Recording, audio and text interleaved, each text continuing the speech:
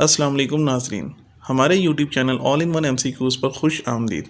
अगर आपने अभी तक हमारा चैनल सब्सक्राइब नहीं किया तो हमारे चैनल को सब्सक्राइब करें और साथ में बेल आइकन पर क्लिक करें ताकि आपको हर नई आने वाली सरकारी नौकरी के बारे में इंफॉर्मेशन मिल सके और साथ में हर टेस्ट की तैयारी के लिए आपको MCQs मिल सकें।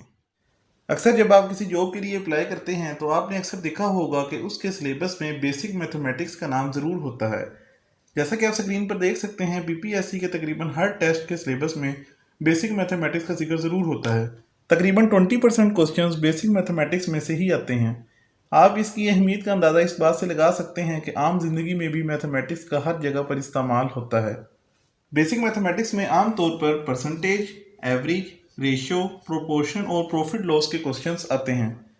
ये तमाम क्वेश्चंस ना तो किसी पास पेपर से आते हैं ना ही किसी बुक से आते हैं। इसका अगर आपको कंसेप्ट क्लियर है तो आप इन क्वेश्चंस को इजीली सोल्व कर सकते हैं।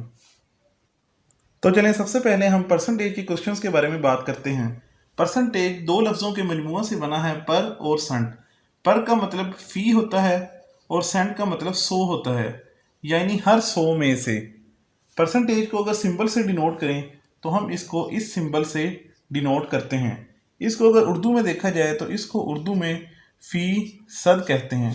परसेंटेज की अहमियत का अंदाज़ा इस बात से भी लगाया जा सकता है कि ये पेपर्स के साथ साथ हमारी आम जिंदगी में भी इस्तेमाल होता है। अगर हम किसी से पूछें कि उसकी फ़ोन की कितनी चार्जिंग है तो वो पर्सन आपको बताएगा कि उसकी फ़ोन की 40%, 50% या फिर 80% चार्जिंग है। अगर हम परसेंटेज का साइन इसमें से निकाल दें तो ये बताना बहुत मुश्किल हो जाएगा कि चार्जिंग कितनी है। या तो वो पर्सन 1/4, 2/4 या फिर आधे से ही हमें समझा सकता है, लेकिन इससे हमें इसका बेहतर अंदाज़ा नहीं हो सकता।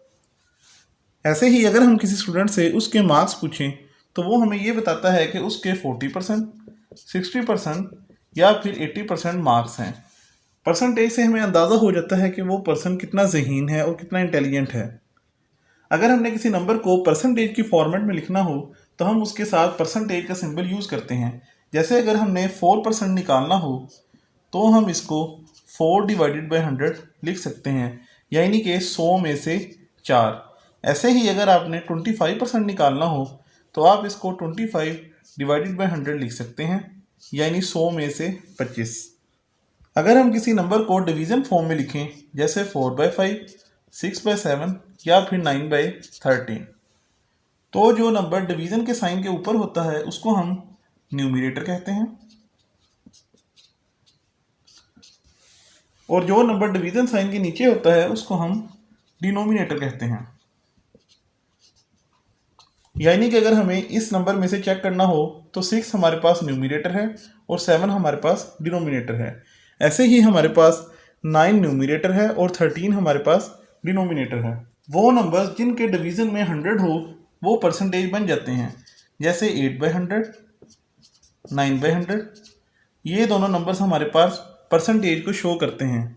ऐसे ही हमारे पास अगर नंबर हों 3/7, 9/11 या फिर 11/13, तो हम इन नंबर्स में से इजीली बता सकते हैं कि जो ये दो नंबर हैं ये परसेंटेज को शो कर रहे हैं। मैथ में कुछ सिंबल्स का जान लेना बहुत ज़रूरी है। जैसे कि अगर मैथ के क्वेश्चन में ऑफ का यूज़ हो तो हम इसको मल्टीप्लाई के साइन के साथ कन्वर्ट कर देते हैं। ऐसे ही हमारे पास अगर मैथ के क्वेश्चंस के अंदर इसका इस्तेमाल हो तो हम इसको इक्वल टू में कन्वर्ट कर देते हैं। परसेंटेज को हम इस एग्जांपल से भी बेहतर अंडरस्टैंड कर सकते हैं कि जैसे हमारे पास एक बॉक्स है और इस बॉक्स के हमने 100 पीसीज कर दिए हैं, तो ये इसके 100% को डिनोट करता है। अगर हमने इसमें से 25% लेना हो तो हम इस बॉक्स में से 25 पीसीज को सेपरेट कर लेंगे और जो उसकी वैल्यू होगी वो हमारे पास 25% होगी। अगर हम इस क्वेश्चन को देखें तो हमारे पास यहाँ पर ये पूछा गया है 20% ऑफ 30। क्वेश्चन को सोल्व करने से पहले हमें ये जान लेना ज़रूरी है कि हमें इसमें डिमांड क्या की गई है। यहाँ पर हमसे 30 का 20% पूछा गया है, यानी हमने 30 का 20% निकालना है। तो उसको निकालने के लिए जैसा कि यहाँ पर परसेंटेज का साइन है तो हम इसको 20/100 लिख सकते हैं। जैसा कि मैंने आपको बताया था कि जहाँ पर हमारे पास ऑफ का सिंबल हो तो हम इसको मल्टीप्लिकेशन के साइन के साथ रिप्लेस कर देते हैं। तो यहाँ पर अगर हम 20 को 30 के साथ मल्टीप्लाई करें तो हमारे पास 600/100 आ जाएगा। यहाँ पर 100 के 2 0 से 600 के 2 0 कैंसिल हो जाएंगे और हमारे पास answer 6 divided by 1 equal to 6 आ जाएगा। ऐसे ही अगर हमारे पास क्वेश्चन हो 18% ऑफ 50, यानी हमने 50 का 18% निकालना है, तो हम यहाँ पर 18% को 18/100 लिख सकते हैं। ऑफ को हम कन्वर्ट कर देंगे मल्टीप्लिकेशन के साइन के साथ और यहाँ पर 50 आ जाएगा। 50 को अगर हम 18 के साथ मल्टीप्लाई करें तो ये हमारे पास 900 आ जाएगा डिवाइडेड बाई 100। 100 के 2 0 से 900 के 2 0 कैंसिल हो जाएंगे और यहाँ पर हमारे पास answer 9 divided by 1 equal to 9 आ जाएगा। जैसा कि आप इस क्वेश्चन में देख सकते हैं, यहाँ पर हमारे पास क्वेश्चन ये है कि 30% ऑफ ए नंबर इज़ 27, कि हमारे पास कोई ऐसा नामालूम नंबर है जिसका अगर हम 30% लेते हैं तो वो हमारे पास 27 बनता है। हमने वो नंबर को फाइंड आउट करना है। तो इस तरह के क्वेश्चन को सोल्व करने के लिए हमें इसका कंसेप्ट होना बहुत ज़रूरी है।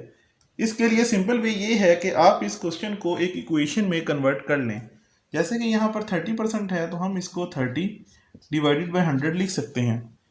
ऑफ को हम मल्टीप्लिकेशन के साइन के साथ कन्वर्ट कर देंगे। जिस नंबर को हमने फाइंड आउट करना है, जैसा कि ये नंबर नामालूम है, हमें इसका नहीं पता ये क्या नंबर है, तो हम इस नंबर को किसी भी वेरिएबल के साथ कन्वर्ट कर सकते हैं। जैसे मैं इसको n के साथ कन्वर्ट कर लेता हूँ।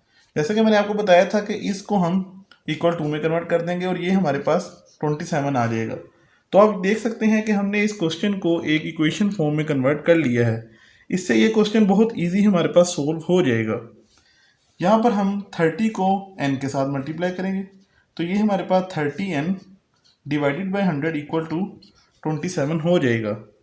यहाँ पर जैसा कि 100 डिवीजन में है, तो अगर हम इसको इक्वल टू की दूसरी साइड पर लेकर आएंगे तो ये यहाँ पर मल्टीप्लाई हो जाएगा।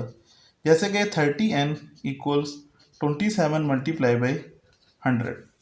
यहाँ पर हमारे पास इक्वेशन 30n इक्वल्स 2700 हो जाएगी। यहाँ पर जैसा कि 30 मल्टीप्लाई हो रहा है, तो जब हम इसको इक्वल टू की दूसरी साइड पर लेकर जाएंगे तो ये यहाँ पर डिवाइड हो जाएगा। जैसा कि n is equal to 2700 divided by 30। तो यहाँ अगर हम इसको डिवाइड करें तो हमारे पास आंसर 90 आ जाएगा। तो हम यहाँ से ये कह सकते हैं कि 30% ऑफ 90 इज़ 27।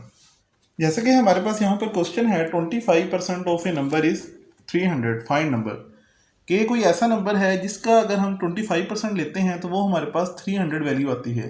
तो हमें वो नंबर फाइंड आउट करना है। तो जैसा कि हमने पिछले क्वेश्चन में इसको इक्वेशन में कन्वर्ट किया था, तो हम इसको फिर से इक्वेशन में कन्वर्ट करेंगे। 25% को हम 25/100 लिख लेंगे।